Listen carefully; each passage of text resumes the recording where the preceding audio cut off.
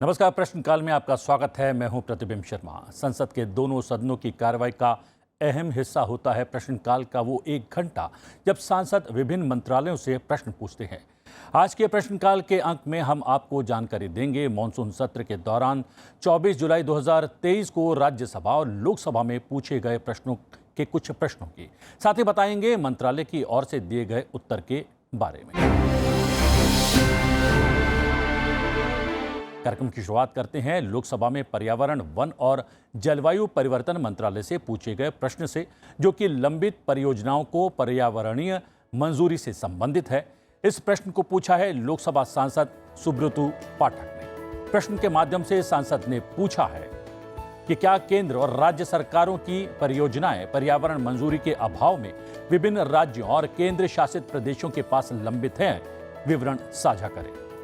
साथ ही उत्तर प्रदेश एवं बिहार की उन योजनाओं तथा परियोजनाओं का विवरण भी साझा करें जो मंत्रालय के विचाराधीन हैं। सांसद इसकी वर्तमान स्थिति के बारे में भी जानकारी मांगना चाह रहे थे और मंत्रालय द्वारा इस संबंध में कब तक निर्णय लिए जाने की संभावना है, ये भी पूछा था। प्रश्न का जवाब पर्यावरण, वन और जलवायु परिवर्तन मंत्रालय की ओर से दिया गया। उत्तर में बताया गया कि पर्यावरण प्रभाव आकलन यानी कि EIA अधिसूचना 2006 में निर्धारित प्रावधानों के अनुसार पर्यावरण प्रबंधन योजना पर विचार करते हुए विशेषज्ञ मूल्यांकन समिति या राज्य स्तरीय विशेषज्ञ मूल्यांकन समिति द्वारा प्रस्तावों का मूल्यांकन और सिफारिश की जाती है। EIA सार्वजनिक परामर्श में उठाए गए मुद्दों के समाधान के लिए तैयार की गई है। पर्यावरण प्रबंधन योजना EMP पर विचार करने के लिए ये सिफारिश हुआ करती हैं। EAC SEAC की सिफारिश के आधार पर परियोजनाओं पर पर्यावरण मंजूरी या अन्य मंजूरी के लिए मंत्रालय या राज्य पर्यावरण प्रभाव आकलन प्राधिकरण द्वारा विचार किया जाता है। 20 जुलाई 2023 को प्राप्त परिवेश पोर्टल पर उपलब्ध जानकारी के अनुसार उक्त अधिसूचना के प्रावधानों के अनुसार केंद्र, राज्य सरकारों और केंद्र शासित प्रदेशों से संबंधित कुल 153 प्रस्ताव संबंधित SEIAA के साथ विचार के विभिन्न चरणों में हैं। उत्तर प्रदेश सरकार का एक प्रस्ताव है जिसका नाम है 4 लेन इनर रिंग रोड चरण 1, जो आदमपुर गांव के पास से शुरू होकर प्रयागराज और कौशाम्बी जिलों में खोदायपुर कासगांव के पास समाप्त होगा। NHAI यहां पर बन रहा है। दूसरा प्रोजेक्ट माल ढुलाई की दक्षता में सुधार के लिए आर्थिक गलियारों, अंतर गलियारों, फीडर मार्गों और सीमा सड़क के विकास के लिए सासाराम आरा में तैयार हो रहा है। इसे भी NHAI बना रही है। ये दोनों ही केंद्र सरकार से संबंधित हैं। उत्तर में उल्लेखित प्रावधानों के अनुसार सभी पर्यावरणीय मुद्दों पर विचार करने और EMP में निर्धारित शमन उपायों सहित उचित पर्यावरणीय सुरक्षा उपायों को शामिल करने के बाद ही पर्यावरणीय मंजूरी प्रदान की जाती है।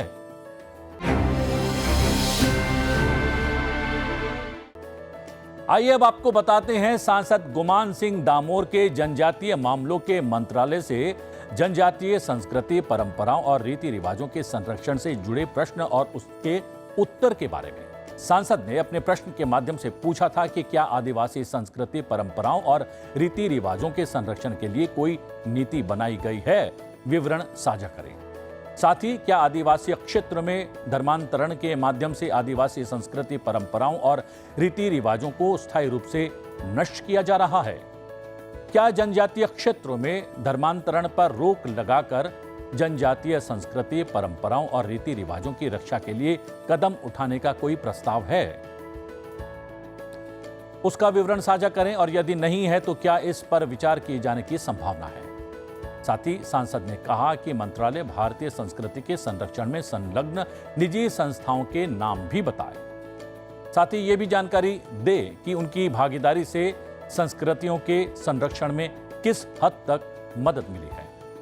प्रश्न का उत्तर जनजातीय मामलों के मंत्रालय की ओर से दिया गया। उत्तर में जानकारी दी गई कि जनजातीय कार्य मंत्रालय ने जनजातीय संस्कृति, परंपरा और रीति रिवाजों के संरक्षण और सुरक्षा के लिए कई कदम उठाए हैं।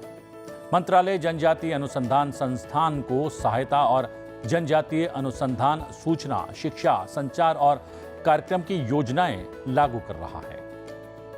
जनजातीय समुदायों की जनजातीय संस्कृति, अभिलेखागार, कलाकृतियों, रीति रिवाजों और परंपराओं को संरक्षित और बढ़ावा देने के लिए विभिन्न गतिविधियां की जाती हैं। राज्यों, केंद्र शासित प्रदेशों में 27 जनजातीय अनुसंधान संस्थान और दिल्ली में राष्ट्रीय जनजातीय अनुसंधान संस्था है। मंत्रालय ने 10 जनजातीय स्वतंत्रता सेनानी संग्रहालयों को मंजूरी दी है। खोजने योग्य डिजिटल रिपोजिटरी विकसित की गई है, जहां सभी शोध पत्र, किताबें आदि अपलोड किए जाते हैं। राज्य स्तरीय उत्सवों को TRI योजना के माध्यम से वित्त पोषित किया जाता है। ट्राइफेड जनजातीय कारीगर मेलों का आयोजन करता है। नृवंश विज्ञान संग्रहालय जीवन से संबंधित दुर्लभ कलाकृतियों का प्रदर्शन करता है और विभिन्न जनजातियों की संस्कृति के बारे में बताता है। साथ ही ये भी बताया गया कि जनजातीय अनुसंधान, सूचना, शिक्षा, संचार और घटनाक्रम ने ऑडियो विजुअल वृत्त चित्रों सहित विभिन्न शोध किए हैं। इसका उद्देश्य आदिवासी मुद्दों पर शोध अध्ययन की कमी को पूरा करना है। संस्कृति मंत्रालय जनजातीय संस्कृति सहित संस्कृति को बढ़ावा देने के लिए नोडल मंत्रालय है। जनजातीय संस्कृति की सुरक्षा के लिए पर्याप्त संवैधानिक और वैधानिक सुरक्षा उपाय हैं। संविधान की 5वीं अनुसूची जनजातीय सलाहकार परिषद की स्थापना का प्रावधान करती है। लोकसभा में शिक्षा मंत्रालय से डिजिटल लिटरेसी अमंग वुमेन यानी कि महिलाओं में डिजिटल साक्षरता से संबंधित प्रश्न भी पूछा गया। प्रश्न सांसद कोमती रेड्डी वेंकट रेड्डी ने पूछा।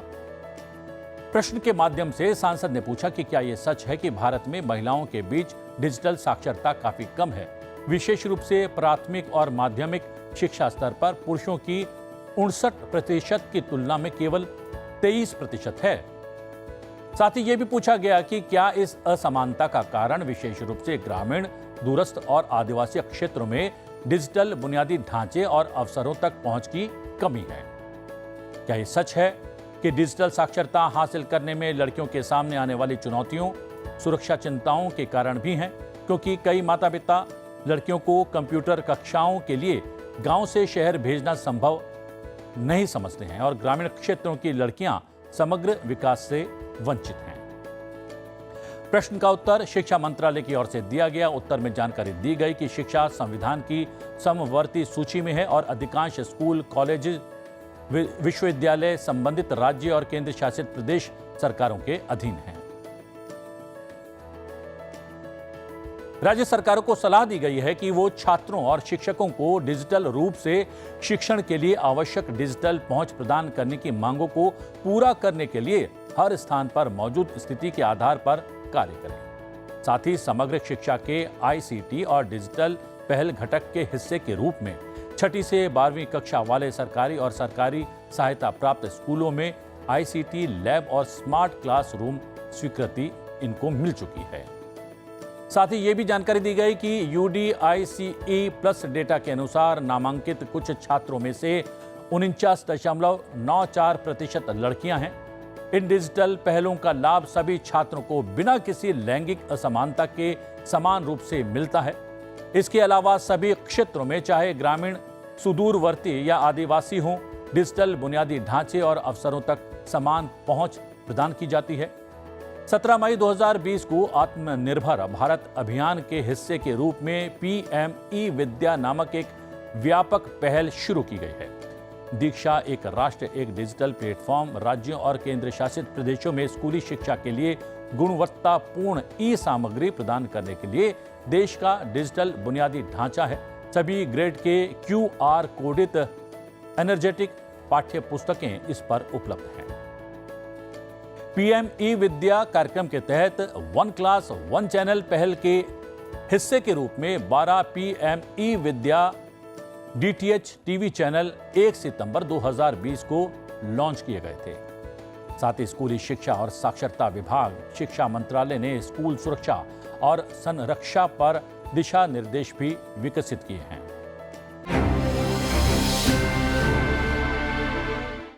आइए अब बात मॉनसून सत्र के तीसरे दिन राज्यसभा में सूक्ष्म, लघु और मध्यम उद्यम मंत्रालय से पूछे गए प्रश्न की।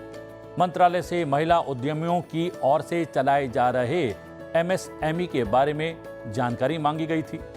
प्रश्न सांसद कांता करदम ने पूछा। प्रश्न के माध्यम से सांसद ने पूछा, उत्तर प्रदेश राज्य में महिला उद्यमियों द्वारा चलाए जा रहे एमएसएमई की संख्या और राज्य में इन महिला नेतृत्व वाले एमएसएमई को विभिन्न योजनाओं के तहत वितरित ऋण और उसका विवरण क्या है। प्रश्न का उत्तर सूक्ष्म, लघु और मध्यम उद्यम मंत्रालय की ओर से दिया गया। जवाब में जानकारी दी गई कि 1 जुलाई 2020 को लॉन्च किए गए उद्यम पंजीकरण पोर्टल के अनुसार 18 जुलाई 2023 तक उत्तर प्रदेश राज्य में महिलाओं के स्वामित्व वाले सूक्ष्म, लघु और मध्यम उद्यमों के पंजीकरण की संख्या 2,56,260 है। सूक्ष्म और लघु उद्यमों के लिए क्रेडिट गारंटी योजना के तहत अपने सदस्य ऋण संस्थानों को उनके द्वारा सूक्ष्म और लघु उद्यमों को दिए गए ऋण के लिए बिना किसी संपार्श्विक सुरक्षा या तीसरे पक्ष की गारंटी के क्रेडिट गारंटी प्रदान की जाती है। महिला उद्यमियों के स्वामित्व वाले सूक्ष्म और लघु उद्यमों के लिए स्वीकृत गारंटियों की संचयी संख्या स्थापना के बाद से 30 जून 2023 तक 98,664 है, जिसमें गारंटी कवरेज की राशि 5,851 करोड़ रुपए है। पीएमईजीपी एक क्रेडिट लिंक्ड सब्सिडी कार्यक्रम है जिसका उद्देश्य गैर कृषि क्षेत्र में सूक्ष्म उद्यमों की स्थापना के माध्यम से स्वरोजगार पैदा करना है। 18 जुलाई 2023 तक 2023-24 में वितरित मार्जिन मनी 5,373.56 है। सहायता प्राप्त इकाइयों उद्यमों की संख्या 1,087 है और अनुमानित रोजगार उत्पन्न होने की संख्या 8,696 है। आइए अब आपको बताते हैं, राज्यसभा में सांसद ममता मोहंता ने नागरिक उड्डयन मंत्रालय से डीजी यात्रा से संबंधित प्रश्न के माध्यम से क्या पूछा। सांसद ने पूछा कि क्या सरकार ने देश में हवाई अड्डों पर यात्रियों की सुविधा के लिए डिजिटल यात्रा अनुभव के लिए डीजी यात्रा शुरू की है। उन हवाई अड्डों के नाम राज्यवार बताएं जिनमें वर्तमान में ऐसी सुविधा प्रदान की जा रही है। साथ ही उन हवाई अड्डों के नाम भी जो ओडिशा में हैं। घरेलू और अंतर्राष्ट्रीय एयरलाइंसों के नाम जो देश में यात्रियों को एयरलाइन वार डीजी यात्रा सुविधा प्रदान करेंगे। सांसद ये भी पूछा है कि ओडिशा समेत देश भर के सभी हवाई अड्डों पर डीजी यात्रा शुरू करने के लिए सरकार की ओर से क्या कदम उठाए जा रहे हैं। प्रश्न का उत्तर नागरिक उड्डयन मंत्रालय की ओर से दिया गया। उत्तर में जानकारी दी गई कि डीजी यात्रा चेहरे की पहचान प्रौद्योगिकी का उपयोग करके बायोमेट्रिक आधारित यात्रा के लिए नागरिक उड्डयन मंत्रालय द्वारा शुरू की गई एक पहल है। उत्तर में मंत्रालय ने यह भी बताया कि इसका उद्देश्य हवाई अड्डों पर यात्रियों को निर्बाध और परेशानी मुक्त अनुभव प्रदान करना है और डीजी यात्रा सुविधा केवल घरेलू एयरलाइंस के लिए है। पहले चरण में इसे दिल्ली, बेंगलुरु, वाराणसी, कोलकाता, पुणे, विजयवाड़ा और हैदराबाद में लॉन्च किया गया है। डीजी यात्रा सुविधाएं दिल्ली में IndiGo, Air India, SpiceJet, Air Asia, Vistara, Alliance Air, Akasa Air प्रदान कर रहा है। बेंगलुरु में IndiGo, Air India, SpiceJet, Air Asia, Vistara, Alliance Air, Akasa और स्टार एयर और वाराणसी में IndiGo, Air India, SpiceJet, Vistara प्रदान कर रहा है। हैदराबाद में IndiGo, Air India, SpiceJet, Air Asia, Vistara, Alliance Air, Akasa Air, Star Air. Pune में IndiGo, Air India, SpiceJet, Vistara. Kolkata में IndiGo, Air India, SpiceJet, Vistara और विजयवाड़ा में इंडिगो और एयर इंडिया। साथ ही इसे चरणबद्ध तरीके से विभिन्न हवाई अड्डों पर लागू किया जाना है।